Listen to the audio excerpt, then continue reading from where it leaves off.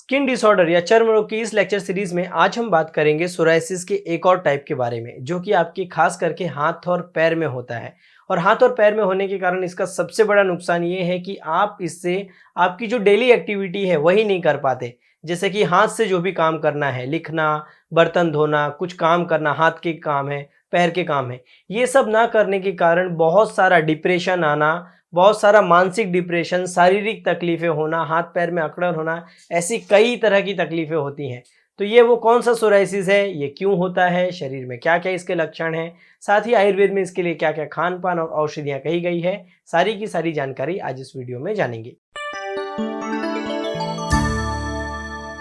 Psoriasis के type में आज के सोराइसिस का नाम है पाल्मोप्लांटर सोराइसिस। पाल्मोप्लांटर सोराइसिस अर्थात जो आपके हाथ में और पैर में सोराइसिस होता है, उसे पाल्मोप्लांटर सोराइसिस कहते हैं। इस तरह के सोराइसिस की विशेषता ये है कि ये केवल आपके हाथ और पैर तक ही सीमित रहता है, पर हाथ और पैर में सीमित होने के कारण ये बहुत सारी तकलीफ करता है। जैसे कि आपकी जो हाथ है, वहाँ पे बहुत सारे लाल-लाल कलर के पैचेस बनने लग जाना, या वहाँ पर क्रैक्स पड़ने लग जाना, और वो क्रैक इतने ज़्यादा पेनफुल होते हैं कि उससे आप कुछ काम नहीं कर सकते। जैसे कि वहाँ पे पानी टच हो गया तो भी तकलीफ होती है।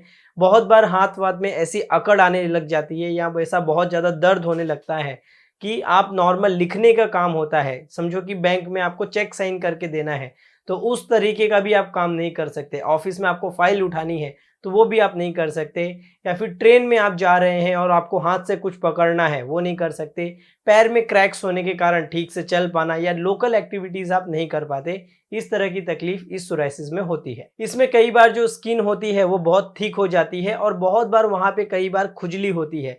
हाथ और पैर खुजा-खुजा के तकलीफ हो जाती है। खुजली के साथ-साथ कई बार यहाँ पे लाली भी बहुत देखने मिलती है, एकदम लाल-लाल कलर के हाथ और पैर हो जाते हैं। शुरुआत में तो इसमें क्रैक पड़ते हैं, पर धीरे-धीरे ये जो हाथ-पैर के क्रैक है, वो जब बढ़ने लग जाते हैं, तो उसमें से ब्लीडिंग होती है, जिससे कि और ज़्यादा तकलीफ बढ़नी शुरू हो जाती है। कई बार ये जो क्रैक होते हैं, उसमें बहुत बार इन्फेक्शन के कारण पस पड़ने के भी चांसेस होते हैं, और जो ये होता है, 2 के दोनों हाथों में इस तरह के जो सिम्पटम्स होते हैं, वो एक साथ देखने मिलते हैं। अर्थात इस हाथ में हो रहा है तो इसमें भी होगा, या एक पैर में हो रहा है तो दूसरे पैर में भी इस तरह के जो सिम्पटम्स हैं, वो दोनों की दोनों जगह पे देखी जाती है। पाल्मोप्लांटर सोराइसिस की सबसे बड़ी प्रॉब्लम ये है कि आदमी अपना काम ही नहीं कर पाता। बाकी सोराइसिस में कैसे है कि ठीक है, पीठ पे हुआ है, पेट पे हुआ है, कहीं पे भी हुआ है तो कपड़े-वपड़े पहन के उसको ढक लिया, सिर पे हुआ है तो टोपी पहन ली, ठीक है। पर हाथ में हो गया, अगर ग्लव्स पहन भी लिया, फिर भी वहाँ पे जो खुजली होती है, जो जलन होती है, या फिर क्रैक्स पड़ने के कारण कोई भी सामान ना उठा पाना, जैसे स्त्रियों को हुआ तो वो खाना ना बना पाना, पुरुषों को हुआ तो वो ऑफिस में ठीक से काम न कर पाना, कहीं ट्रैवलिंग न कर पाना,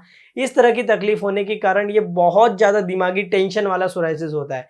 अर्थात बहुत बार इस तरह के जो पेशेंट होते हैं वो डिप्रेशन में आ जाते हैं, क्योंकि कोई काम नहीं कर पाते, इसलिए उनके फाइनेंस में भी बहुत ज़्यादा लोड पड़ता है।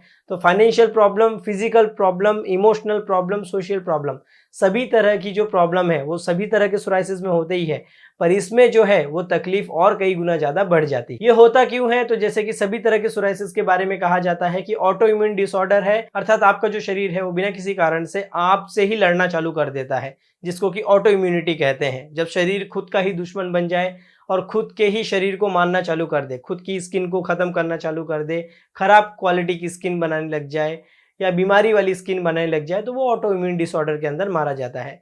कई रिसर्चेस ऐसे भी कहती हैं कि जो स्वेट ग्लैंड होते हैं, उनका इसमें बहुत ज़्यादा रोल देखने मिलता है। और आगे कुछ रिसर्चेस कहती हैं कि इस सोराइसिस में अगर इसके साथ और कई अन्य बीमारियां होने के चांसेस रहते हैं, या उन बीमारियों में भी इस तरह की तकलीफें होने की चांसेस रहती हैं, जैसे कि डायबिटीज़ में, थायराइड में, ग्लूटेन सेंसिटिविटी में, या स्ट्रेप्टोकोकल जो टॉन्सिलाइटिस होते हैं, उन सारी कंडीशन में ये बढ़ने के चांसेस होते हैं।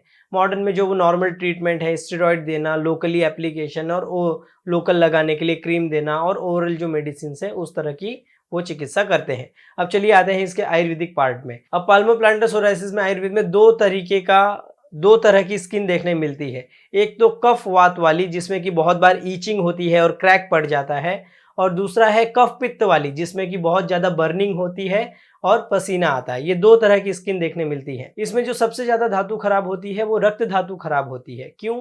क्योंकि आयुर्वेद में जो अलग-अलग तरह के सार कहे गए हैं, सार अर्थात रस सार, रक्त सार, मांस सार, अस्थि सार, मज्जा सार, शुक्र सार, ऐसे अलग-अलग टाइप के जो भी सार पुरुष हैं। अर्थात हमारे शरीर में 7 धातुएँ होती हैं, पर हर एक आदमी के अंदर किसी एक धातु का विशेष कैरेक्टर पाया जाता है। तो जिस व्यक्ति के आदमी में रक्त धातु ज़्यादा रहेगी उसके बारे में हाथ और पैर का वर्णन आया है कि वो लाल कलर के होंगे और बाकी चीज़ें देखने मिलेंगी। तो रक्त धातु की इसमें खास करके दृष्टि होती है या ब्लड सबसे ज़्यादा खराब होता है। और कुष्ठ रोग को पढ़ेंगे तो वो रक्त वह स्रोतस खराब होने के कारण होता है, अर्थात ब्लड वाला जो आपका सिस्टम है वो खराब होने के कारण कुष्ठ रोग उसके अंतर्गत आया है। तो इसमें दो तरह की चिकित्सा हो सकती है, एक वात और कफ को कम करने वाली और दूसरा कफ और पित्त को कम करने वाली। इसमें जो कॉमन ड्रग लेंगे वो बीटा टेस्ट वाली जो औषधियां हैं वो लेंगे। क्यों? क्योंकि हमने पहले कई सारे वीडियोस में आपको बताया है कि तिक्त रस वाली जो औषधियां हैं वो कुष्ठ में विशेष रूप से चिकित्सा के लिए यूज करने बोली है। तो तिक्त रस वाली जितनी भी खान पान में या जितनी भी चीजें हैं, जैसे कि करेला है, लोहे के बर्तन में खाना बनाना या कांसे का प्रयोग करना, ये इसमें काम का आ सकता है। या फिर परवल की जो सब्जी है उसका प्रयोग कर सकते हैं, नीम है, गुड़ूची है, इन सब के बारे में हमने वीडियो डाले हैं, कैसे यूज़ करना है उसकी भी जानकारी उन वीडियोस में दी है। तो उन सारी चीज़ों का आप इसमें प्रयोग कर सकते हैं। पर तिक्त वाली जो चीज़ें यूज़ करेंगे वो कफ पित्त को तो कम कर देगा पर वात को बढ़ाएगा, इसलिए इसके साथ घी जरूर ऐड कीजिए। तो सभी तरह के सोराइसिस में आपने एक चीज़ देखी होगी कि हम घी, गाय के घी पे विशेष खाने के लिए जोर दे रहे हैं। क्यों? घी के जब आप गुण पढ़ेंगे तो वो ऐसे कहते हैं कि विषहर होता है। घी जो होता है वो शरीर से विष टॉक्सिन्स को खत्म करने का काम करता है, साथ ही साथ ये धातुओं को भी पुष्टि करने का काम करता है। ऑटोइम्यून डिसऑर्डर में होता क्या है, जो बॉडी में टॉक्सिन्स बढ़ते हैं, विष बनते हैं, वो धीरे धीरे आपके शरीर को ही खत्म करना चालू कर देते हैं।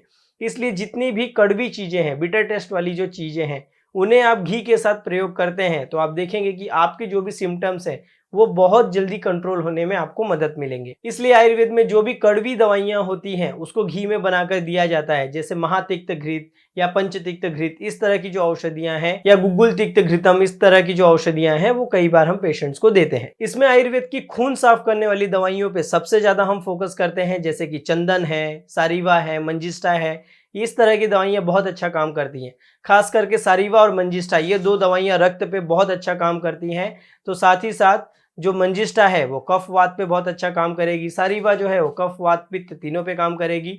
तो ये सारीवा और मंजिष्ठा आधा आधा चम्मच मिलाकर खाना खाने के बाद दिन में 3 बार इस तरह का अगर पाउडर लिया जाए तो ये जो पाउडर है वो आपके ब्लड को भी साफ करेगा।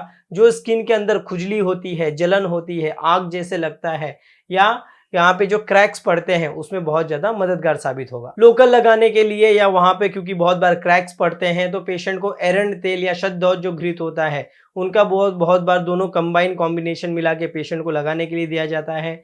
हम आयुर्वेद में एक बहुत अच्छी इसके लिए प्रैक्टिस करते हैं। पेशेंट को ऐसे बोलते हैं कि एक बड़ी सी थाली ले लीजिए, उस थाली के अंदर आप एरंड तेल और शतदौत घृत जो है वो सेम मात्रा में ले लीजिए। जैसे कि आपने आधा आधा किलो ले लिया, जैसे कि 500 ml एरंड तेल, 500 ml शतदौत घृत, इनको लेकर आप मिक्स करके लगा लीजिए। और जो भी आपकी थाली है उस थाली के अंदर जब आप टीवी का कोई शो देख रहे हैं या कुछ काम नहीं कर रहे हैं तब हाथ को उसके अंदर आप डुबा कर रखिए। पहले हाथ को अच्छे से क्लीन कर लीजिए, फिर हाथ को आप आधे घंटे तक उस थाली में रखिए। जब हाथ आपका हो जाएगा तब उसको अच्छे से साफ करके गर्म पानी से क्लीन कर लीजिए और ग्लव्स पहन के रख लीजिए। ऐसा करने के बाद फिर आधे घंटे तक पैर को रखिए और बाद में पैर को कपड़े से लेके अच्छे से साफ करके गर्म पानी का सेक कीजिए। इससे करने से ये होगा कि इतने टाइम तक स्नेह मिलने के कारण, इतने टाइम तक उस तेल और घी के कॉम्बिनेशन के अंदर रखने के कारण क्या होता है कि वो बहुत अच्छे तक सेल के अंदर वो पेनिट्रेट होता है और जो कट्स पड़े हुए रहते हैं जो कि बहुत ज़्यादा पेनफुल होता है वो बहुत जल्दी भरने में मदद मिलती है। अलग अलग डॉक्टर अलग अलग टाइप के इसमें बहुत सारे कॉम्बिनेशन भी यूज़ करते हैं, पर आप घर पे यूज़ करने के लिए एरंड तेल और शतदौत घृत जैसा जो कॉम्बिनेशन है, शतदौत घृत आपको आयुर्वेदिक शॉप पे मिल जाएगा, एरंड तेल भी आयुर्वेद की दुकान पे इजीली अवेलेबल है, वो वाली चीज़ आप घर पे कर सकते हैं। हाँ, एक डाउट होगा कि क्या इसको एक बार यूज़ करके के बाद फेंक देना है, तो ऐसा नहीं, आप 3 दिन तक इसी सेम कॉम्बिनेशन को यूज़ कर सकते हैं। 3 दिन के बाद इसको पूरे का पूरा फेंक के फिर दूसरा जो नया कॉम्बिनेशन है वो आप यूज़ कर सकते हैं। और एक टेक्निक हम आयुर्वेद में इसके लिए करते हैं कि अगर बहुत ज़्यादा हार्ड स्किन हो गई है और इतने ज़्यादा हार्ड स्किन हो गई है कि उसके अंदर कोई भी चीज़ काम नहीं कर रही है, तो पहले ब्लेड लेके वहाँ की जो स्किन होती है या वहाँ का जो फिशर है उसे निकाला जाता है, उसकी स्क्रैपिंग की जाती है। निकालते निकालते जब वहाँ से हल्का हल्का ब्लड आने लग जाता है तब उसके बाद जो लोकल औषधियाँ लगाई जाती है या लोकल जो दवा देते हैं तब वो ज़्यादा वहाँ की स्किन जल्दी हील होती है। कई बार अगर हाथ पैर की स्किन बहुत ज़्यादा हार्ड हो गई है वात कफ के कारण, तो फिर हम उनको जो स्ट्रॉन्ग आयुर्वेद की दवाइयाँ होती हैं, अर्क तेल या महामरीच आदि तेल, इस तरह का जो स्ट्रॉन्ग दवा है वो लगाने के लिए भी देते हैं, जैसे कि ऊपर की त्वचा है वो निकल जाए। तो अलग अलग कंडीशन में आयुर्वेद में अलग अलग टाइप की चिकित्सा इसके अंदर हम करते हैं। तो बहुत बार पेशेंट को इसमें पंचकर्म बहुत अच्छा काम करता है। अगर कफ की बहुत ज़्यादा विकृति है, क्योंकि कफ इन दोनों में कॉमन है, तो इसमें सबसे पहले वमन करते हैं। वमन करके एक बार जो बहुत सारे जो दोष टॉक्सिन्स इकट्ठा थे वो निकाल देते हैं। इसके बाद लोकल औषधियाँ बहुत अच्छा काम करती हैं। ब्लड बहुत खराब है, पित्त बहुत खराब है, तो उनको विरेचन देना या वहाँ से लोकलाइज्ड तरीके से जो अशुद्ध रक्त है वो निकाल देना। लीच थेरेपी जैसी जो सेफ थेरेपी है, जो कि खून भी साफ करती है और लोकल एरियाज पे बहुत फास्ट काम करती है, उस तरह का ट्रीटमेंट भी हम आयुर्वेद में करते हैं। तो ये तो था पाल्मोप्लांटर सोराइसिस, जिसके बारे में आयुर्वेद में हम क्या क्या कर सकते हैं। वीडियो के एंड में या फिर डिस्क्रिप्शन या कमेंट बॉक्स में हम आपको खून साफ करने वाली आयुर्वेद की कौन कौन सी औषधियां हैं, या वात कफ को कम करने वाली कौन सी औषधियां हैं, पित्त कफ को कम करने वाली कौन कौन सी औषधियां हैं, उन औषधियों की लिस्ट या फिर उन औषधियों के जो हमारे वीडियोस हैं उनकी लिंक दे देंगे। आप उन्हें देख के आप अपने खान पान में और ऐसी चीज़ों को ऐड कर सकते हैं।